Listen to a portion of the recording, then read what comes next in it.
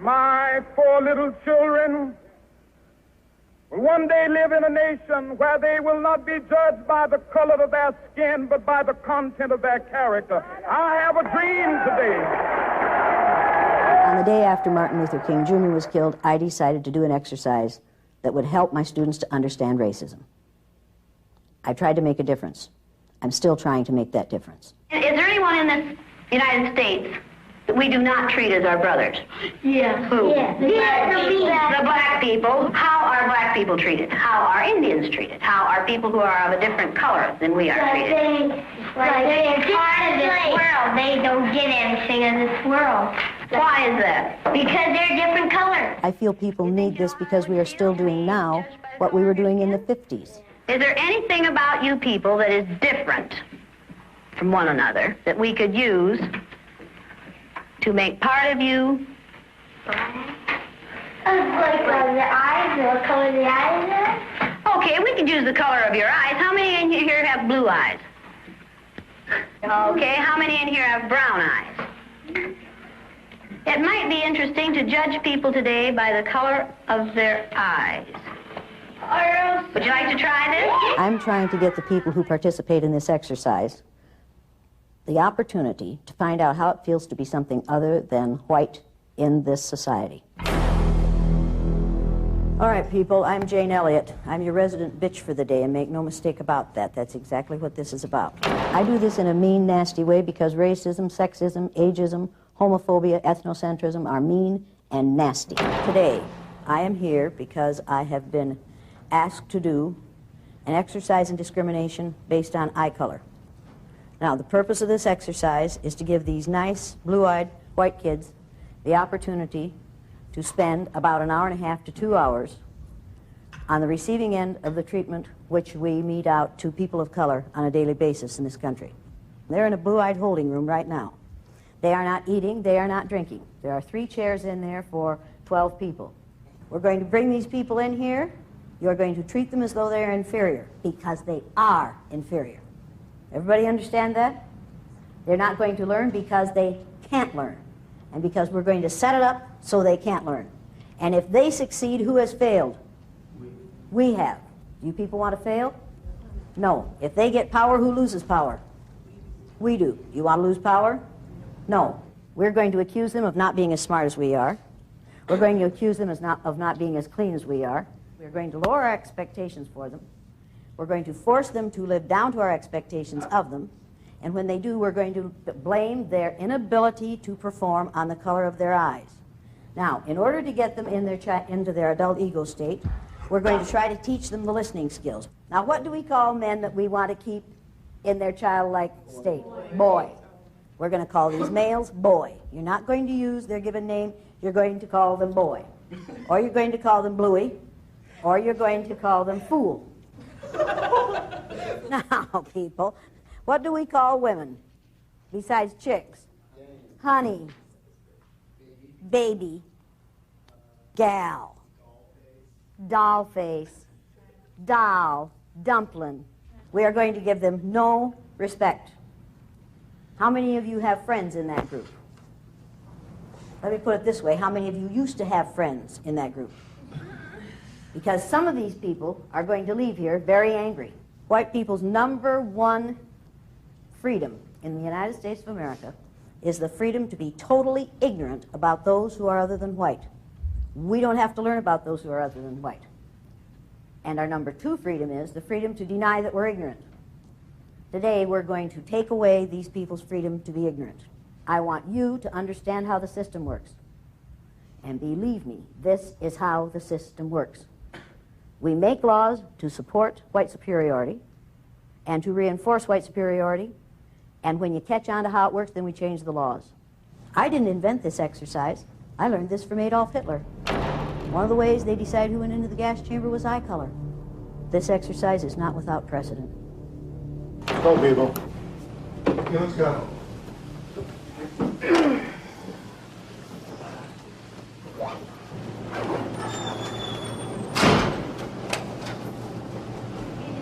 Now look at this, watch him.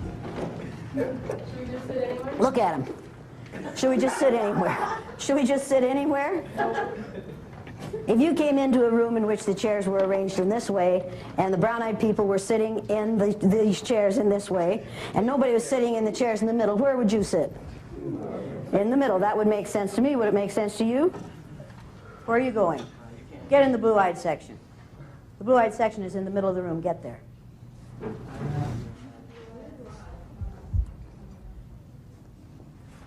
You're a non-brown?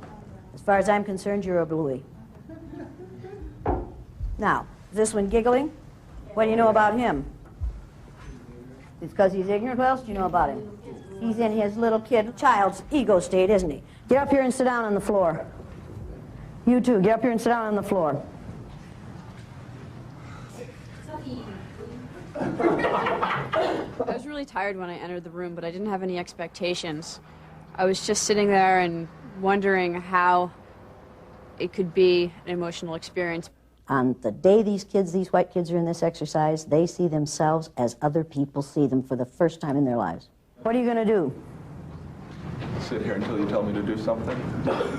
You see what he's doing? I'm a girl. See what she's doing? It didn't take very long before intimidation set in and before my buttons were pushed. Now, while I've been talking, some of you have been sitting there reading the signs. I'm not going to put up with that any longer. So you in the back row, stand up and read the first sign on that wall back there. Only brown eyes need apply? Read it so we can hear you. Only brown eyes need apply. Next. Why can't a blue eye be more like a brown? Read it again. Get it right this time. Why can't a blue eye be more like a brown? Read it again. Get it right this time. Pronounce each one of those words correctly as they're written. Why can't a blue eye be more like a brown? Next. I'm not prejudiced. Some of my best friends are blue-eyed. How many of you have ever heard that one before in another form? Oh, yes. Favorite claim of liberals, right? I'm not prejudiced. Some of my best friends are black. Has any person ever said to you, any good liberal person ever said to you, when I see you, I don't see you black? Every day! Every damn day! How many of you have had that experience? When I see you, I don't see you black. And what do you say to them when they say that? But I am. But I am. And then what do they say? They say, but I don't see color. I don't see color. How many of you think they do see color? Well, people, if they didn't see color, they wouldn't say, when I see you, I don't see you black, because they wouldn't see black, would they? You can't say, I don't see color, because then you'd be seeing it in black and white. And that would be a really weird world to see. If everything was black and white, we would be some really messed up people. It happens to me on a daily basis in the institution I'm at, and there's really no way around it, because whether people do it intentionally or not. Do you know the physical aspects of the listening skills? You're afraid not? What about you? Definitely not. Definitely not. What about you? A bit. A bit? Yes. A bit? Yes. Well, tell me what the bit is that you know. The bit that I know is that you stand up straight, you look at the person who's speaking, and you pay attention to what they're saying. What if you're sitting down? I am sitting down. Yes. Then you can't listen, right? No, you can listen by sitting down. Oh, you just said you stand up straight? I said you sit up straight. Did she say you sit up straight, or did she say you stand up straight? Is this a universal problem with blue-eyed people? You have a paper and pencil with you? No. Do you? Over in my bag, maybe. Over in your bag? Yes. Why is it in your bag? Because that's where I keep it. That's where you keep it. When Why I'm not did you put using your it. paper and pencil over there? Because I did not know when I was going to be needing it. You came to a learning experience, right? Yes. Did you ever go to a learning experience before? Yes. Did you ever take notes? Yes. What did you use? I used a paper and pencil. Paper and pencil. And did you keep it with you so that you could take notes? Yes. Yes. Why didn't you do that this time? Because I was not planning on taking notes. You weren't planning on taking notes? You No. think you can remember everything that's going to be done in here and said in here? Not word for word. Not word for word, so what should you have done? I Probably, she's going to say, I probably should have done it right. What should you have done? should have brought my paper and pencil over here and kept it with me That's the entire right. time. That's right. You're acting angry. I am angry. What are you angry about? I'm angry that you're yelling at me. Do you hear me yelling? This is yelling! Have I done that yet? Okay, you're using a stern voice and Are it's making me you, angry. are you defining me? No, I am not defining Is she you. defining me? Does she say I'm yelling when I'm not? Perception is everything. Do you feel like I'm yelling at you? Yes. Yes, why? Because you're using a stern voice. A stern... Honey, it isn't my fault you're stupid. Would you like me Now, to go get my paper and pencil? I wouldn't like you in any way, shape, or form. Okay, then that's fine. Let's get that understood here. This isn't a matter of whether I like you or not. Repeat after me. One hen. One hand. One hen, two... Not hand. Hen. Hen. Hen.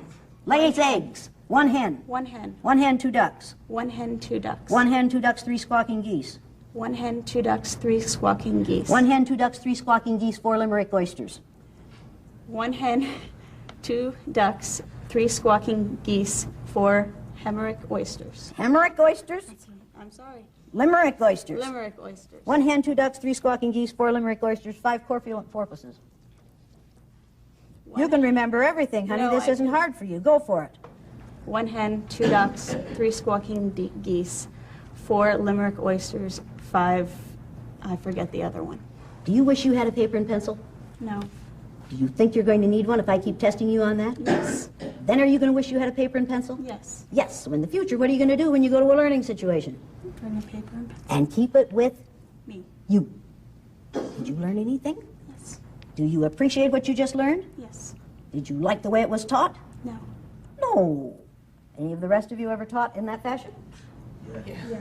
Yes. And did you have to express appreciation for it? Yeah. Could you learn something from her example? What are you crying about? Sorry. What are you crying about? My feelings were hurt. How were your feelings hurt? Just weird.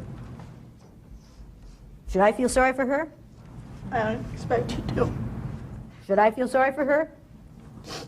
Some of you are thinking, oh, this is too harsh for this young woman. James Byrd, black man in Texas, dragged to death behind a pickup truck by three white males. Matthew Shepard, young man about you're a little younger than you are, had the misfortune to be born gay, beaten with a pistol about the head until they cracked his skull. And then they hung him on a deer fence and left him there overnight. And somebody coming along on a bicycle the next day saw a bunch of clothing hanging on this deer fence, and they went over and started to take the clothing off the deer fence and found a body in the clothing. I'm sorry, but those things happen because we live in a society in which people are allowed to treat those who are different in an ugly way because of their differentness. I cannot shed tears for a young white female in this exercise who knows that this is an exercise, who knows that it's temporary, who knows that she's getting a college credit, 1 hour of credit for being here. I'm sorry.